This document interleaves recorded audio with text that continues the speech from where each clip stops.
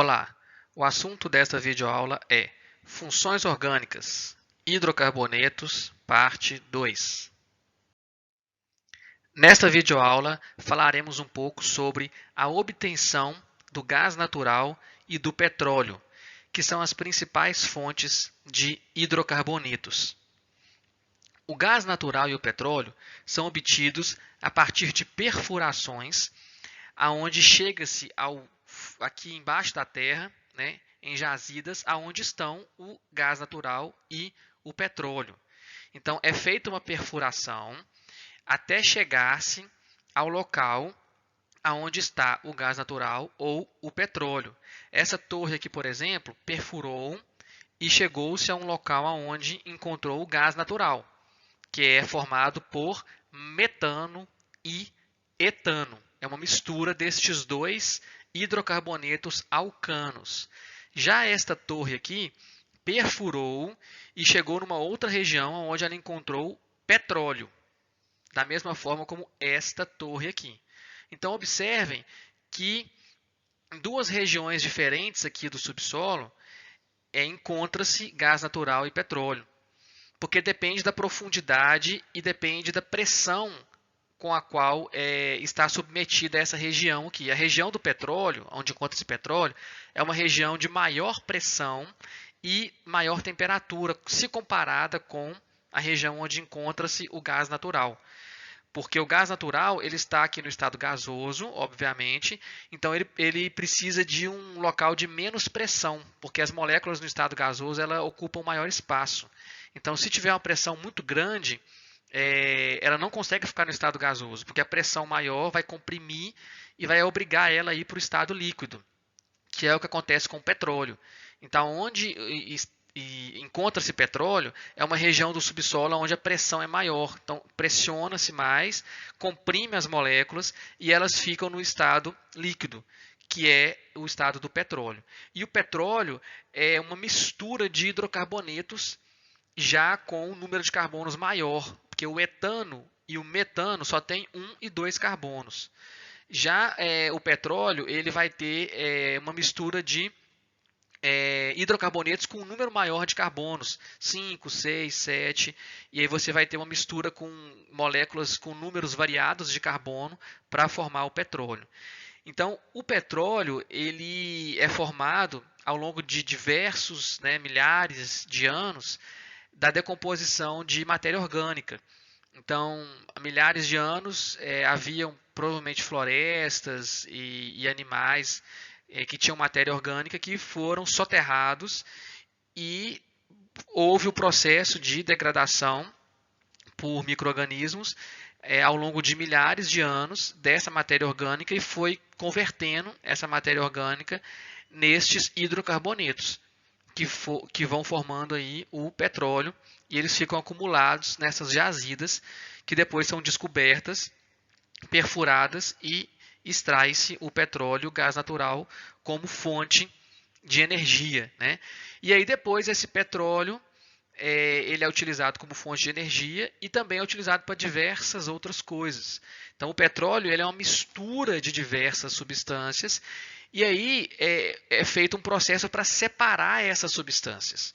E aí depois que separa, você utiliza essas substâncias para diversas finalidades. Então, como que é feita essa separação dessas várias substâncias que formam o petróleo? Vamos falar um pouquinho sobre isso agora. Esse processo de separação é chamado refino do petróleo, que é feito nas refinarias de petróleo. Então, como que acontece?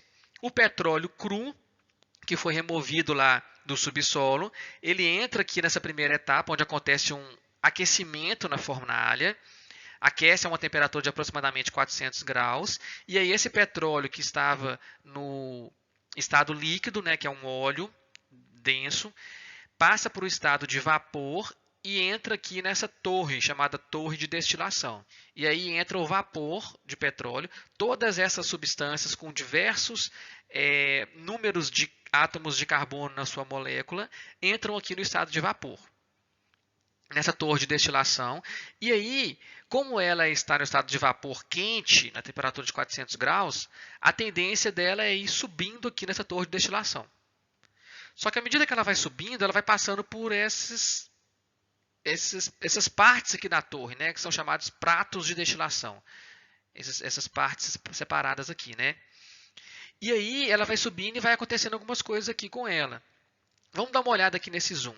O vapor chega, sobe e passa desse compartimento de baixo para o compartimento de cima, que passa de um prato de destilação para outro prato de destilação.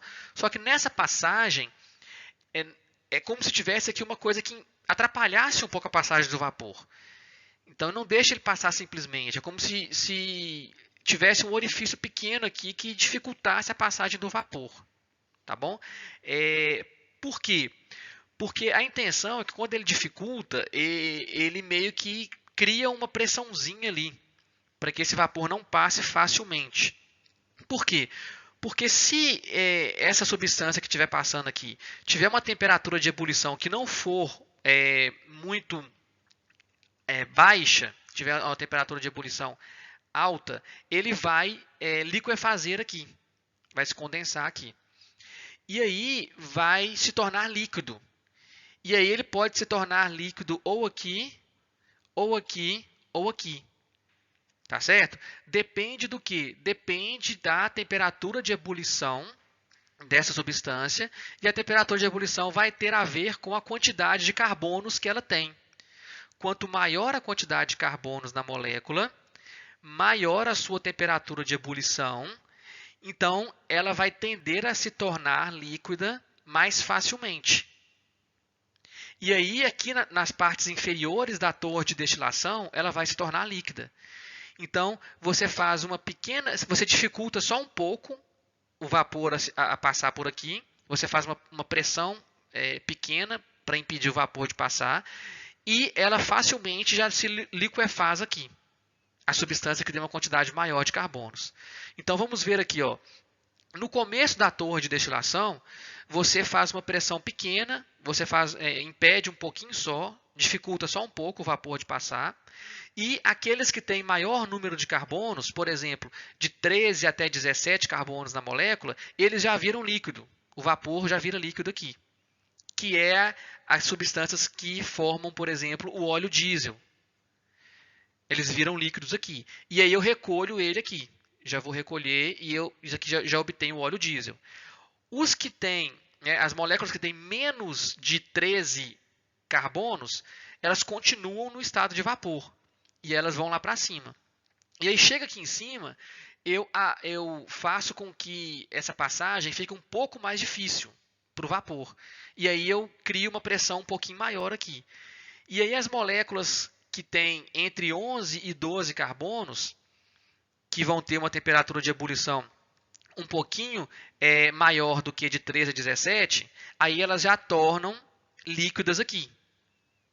E aí eu tenho, por exemplo, o querosene, que é uma mistura de moléculas de carbono de 11 e 12. Moléculas que têm 11 e 12 carbonos. Aí eu já obtenho uma outra substância aqui, líquida. Então eu já obtive aqui embaixo o óleo diesel, aqui em cima eu obtenho o querosene. E aí eu recolho ele aqui.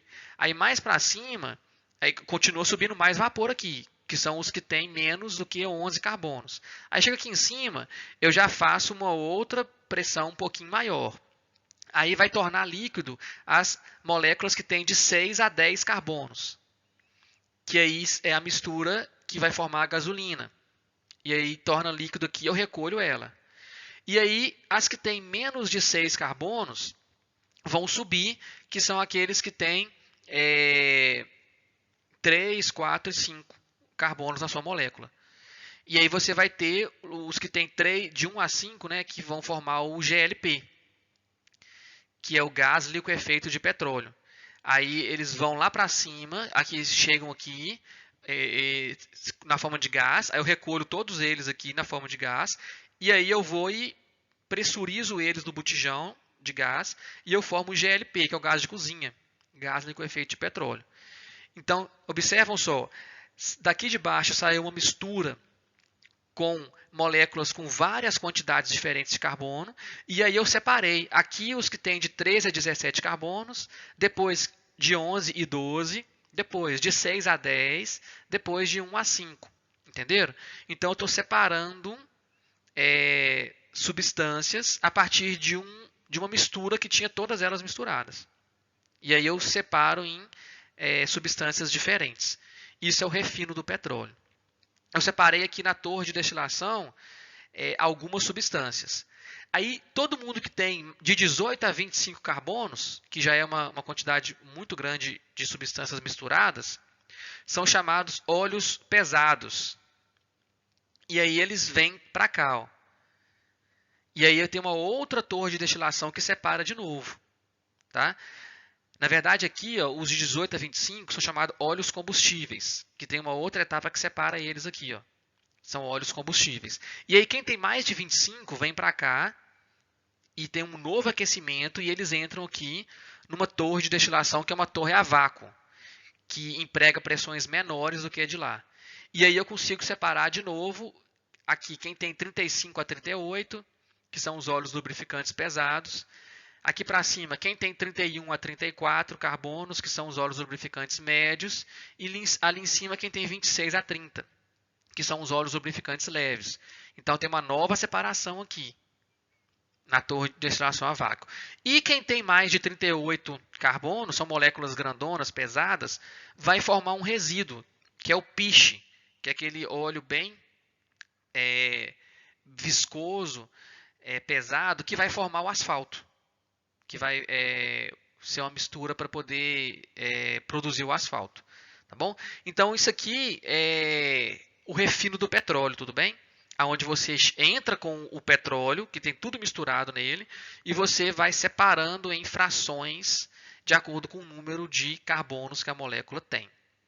E aí você pega essas frações e dá destinações diferentes. Gás de cozinha, gasolina, querosene, óleo diesel e assim por diante. Vamos falar então um pouco sobre algumas dessas substâncias provenientes do petróleo.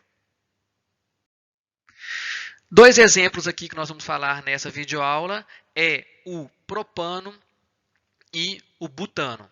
O propano é a substância que tem forma molecular C3H8 e o butano é a substância que tem forma molecular C4H10. O propano e o butano são os constituintes do GLP, que é a sigla para gás liquefeito de petróleo, ou gás de cozinha. Então, o propano e o butano, que são os alcanos com 3 e 4 carbonos, são os principais constituintes do gás de cozinha. Vamos falar um pouco sobre a nomenclatura dessas duas substâncias, para a gente finalizar essa videoaula. Bom, a nomenclatura da substância C3H8, que é a substância que tem 3 carbonos e 8 hidrogênios, e a fórmula estrutural de linhas dela é essa aqui, 3 carbonos, apenas ligações simples, tá bom? Então, quando eu olho para essa fórmula estrutural, eu só vejo ligações simples. E aí, como que eu vou dar o nome para ela? Ela tem ramificação? Não. Então, isso aqui fica em branco. Agora, eu parto para o prefixo. O prefixo depende do número de átomos de carbono. Ele tem 3 átomos de carbono. 1, 2, 3. Então, o prefixo é prop. Preencho o prefixo. Depois, eu vou para o intermediário. Ele tem insaturações? Não. Ele é saturado. Então, o prefixo dele é an. Preencho o prefixo, não. Intermediário, né? Agora, eu vou para a terminação. Qual que é a função dele? Hidrocarboneto. Só tem carbono e hidrogênio. Não tem nenhum outro elemento. Então, se ele é um hidrocarboneto, a função dele, a terminação do nome é O. O. Então, eu vou juntar prop, an, O. Qual que é o nome dele? Propano. Tá certo? Então, esta substância que tem essa fórmula aqui vai se chamar propano.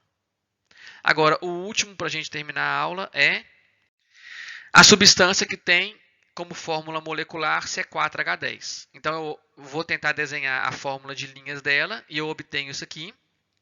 Eu vejo que ele não tem ligação dupla nem tripla, então vamos fazer a nomenclatura dele. Não tem ramificações, então fica em branco. Prefixo dele, 4 carbonos, então o prefixo dele é but. Intermediário é uma molécula saturada, então o intermediário dele é an. Terminação é um hidrocarboneto, só tem carbonos e hidrogênio, nada mais. Então a terminação é O. Qual que é o nome dele? But com an com O, o nome dele é butano. Tá legal?